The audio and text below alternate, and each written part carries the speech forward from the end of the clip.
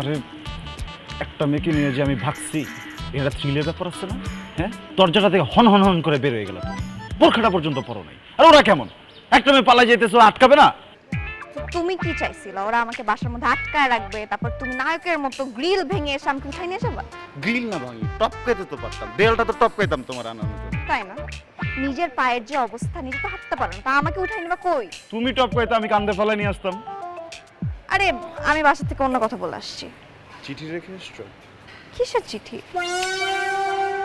মানুষ বুঝবে কিভাবে চিঠি না রেখে আসলে? যে তুমি কি বাজার করতে গেছো, নাকি তুমি পালাইছো, নাকি কেউ তোমার হাত পা ভাঁজ করে কিডন্যাপ করে নিয়ে চলে গেছে? একটা তো চিঠি লিখবা যে, শ্রদ্ধেয় বাবা মা, আশা করি আপনারা আল্লাহর কৃপায় ভালো আছেন। আমিও আপনাদের দয়ায় অনেক ভালো আছি। আমাকে ক্ষমা করবেন, কারণ আমি আপনাদের প্রিয় পাত্রকে বিয়ে করতে পারলাম না, কারণ আমি আমার ভালোবাসা রাহাতের সাথে পালাচ্ছি। ইতি রাহাতের ইরা।